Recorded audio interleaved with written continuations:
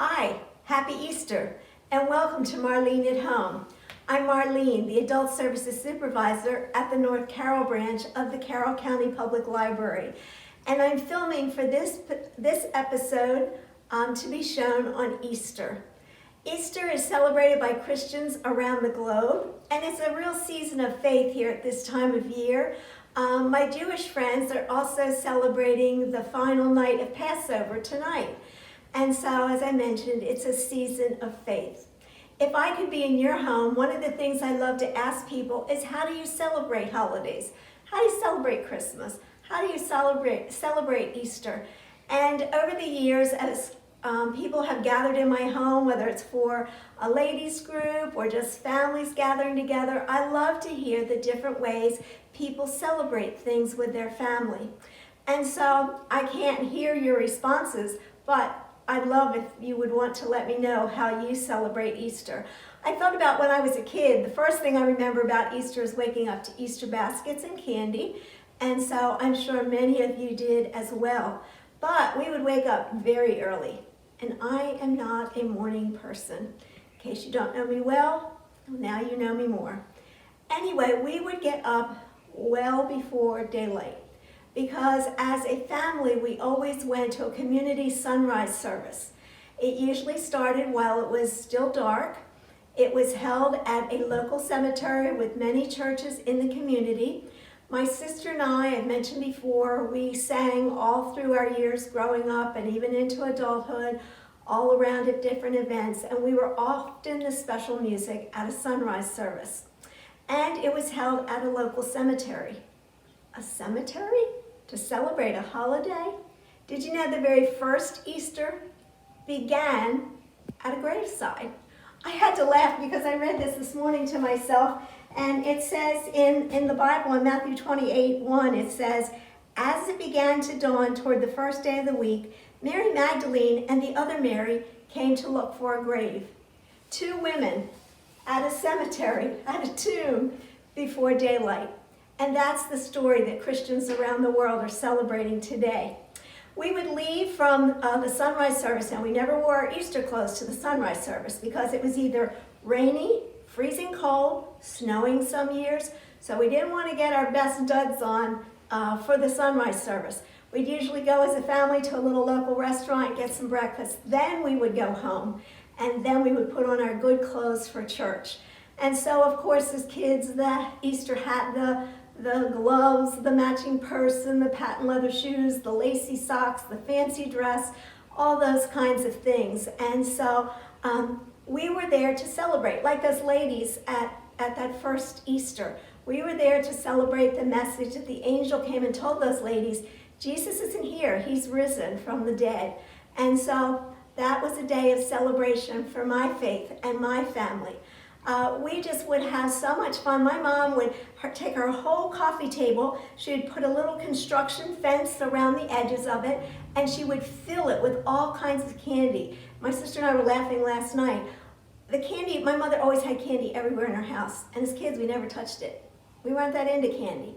Now as adults, if we have candy in our house, the candy dish is empty rather quickly. But my mother for weeks would have this huge assortment, and people would come in and love to get the candy there was on the table. So that was another special part of our Easter. We'd also, flowers, I could just smell my mom's house abounding with hyacinths and that sweet smell. We would also go like the week before Easter and put flowers on the graves of our loved ones. Pictures were a major part of my family day. Click, click, click. At your house before you leave. Church, when you come home from church, when you go to family members, and I'll talk about that in a minute. But church was the center of our day, celebrating Easter. There was always special music, the church was always filled with flowers, and you know, it was always the most jam-packed service of the year.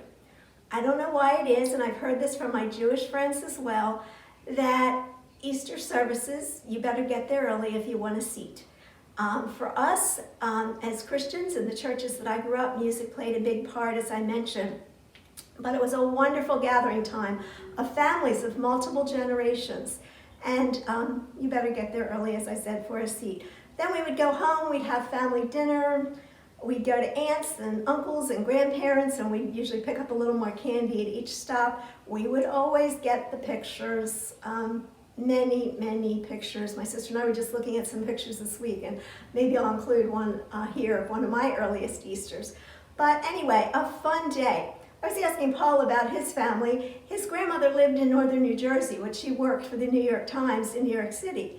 And so she would come by train to South Carolina, and Paul's one of 8 children. She would always bring each one of the 8 kids a huge coconut Easter egg that they just looked forward to and loved having one of their own, as well as other candies. And then she would bring to Paul's moms things from New York bakeries like rolls with poppy seeds on them and other bakery items that the city was famous for that just weren't quite found in South Carolina in the 1950s. And so there was always a lot of celebration in his family as well. Here is one of the few pictures at Easter of the 4 of us. I'm 4 years old in this picture. You can see my mom holding my Easter bonnet. My sister, this is her first Easter, maybe 3 or 4 months old in this picture with my mom and my dad. In the year after this picture, my dad passed away of a brain tumor. So this is one of the few pictures we have at Easter of the 4 of us. This is one of the pictures taken when we went to visit my grandmother at my aunt and uncle's behind their store. I talked about how we celebrated Easter, Paul and I, growing up. But in our married years, it was similar but different. My husband was a pastor, and I've mentioned that before. Our first church, he was the pastor of a church in Bucks County, Pennsylvania for about 18 years, and then a church for almost 25 years here in Carroll County. And so we did different things at different churches, but at our first church, there was a sunrise service once again, only this time it wasn't at a cemetery. This time it was in various churches in the community. We got together. One time it was at a lake on the coldest, freezing, windy, I don't know, it seemed like March, early March day, whatever. I remember being there with 2 little toddlers freezing to death, wrapping up in all kinds of blankets. But it was a very memorable sunrise service. Both of our churches had Easter breakfasts that were very popular. Many people came to those breakfasts before the church service. Both churches, it was the top of the line music. Easter was just excellent, special music. And so as a musician myself and as my girls being musicians, that was just a wonderful part of our Easter. Then afterwards we would have a family dinner, a big family dinner, some with extra guests, some just with family. For this holiday, people had to come to us because we were committed to the 2 churches that my husband pastored. After dinner, well, we would collapse, we would take a nap, we would spend the next week or so trying to recover. But it was just a time in our life where Easter was always a place to celebrate, it was a place to demonstrate our faith. And I wanted to tell you that even in libraries, there's a place for faith. One of my most favorite sections in the library is the 200s section, the religious section. Now, my undergraduate degree is in education and biblical studies, and so I just have a love for the 200s. Most everybody else is like, not me, but I do. And the library's 200s section represents many, many different faiths and religions. And so it's a public library's obligation to be sure and have the materials that that particular community wants. Now, our community might have something different than a big inner city library in the religious section. But did you know that there's a place on our webpage that you can request any item that we don't own that the library headquarters materials department would consider purchasing? Be it a mystery, be it something from the 200s, be it history, whatever. So if it's something that more than one person would want, something that's not very expensive, outrageously expensive, anything these days is expensive. But anyway, there is a place for faith in the library, and I just wanted to be sure and share that with you. After our COVID year, we as a family are very excited that we will have my husband and I will have our COVID vaccines, and we will be able to gather with our kids and our grandkids for the first time in over a year, and we are delighted. So we're thankful to celebrate our personal faith with our family this Easter. I hope your holidays at this season are fun times gathering with your family. I hope you find a place for faith in your life if that's your desire.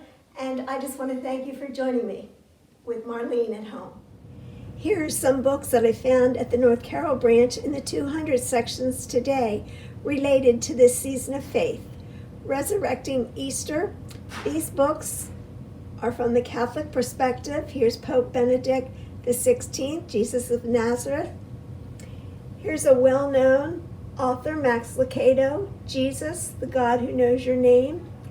Timothy Keller, the pastor of the 5,000-member church, Redeemer Presbyterian in New York City, Encounters with Jesus. And a political commentator and best-selling author, David Limbaugh, on Jesus is Risen. For our Jewish friends who will be celebrating the last night of Passover tonight, in the 200 section, For This We Left Egypt. And also, don't forget to look in the children's department in the 200 section, Passover, Celebrating Now, Remembering Then. Also in the children's section, in the easy books, is an ABC Passover hunt. And then, don't forget the 600s and the 641s is Modern Jewish Cooking.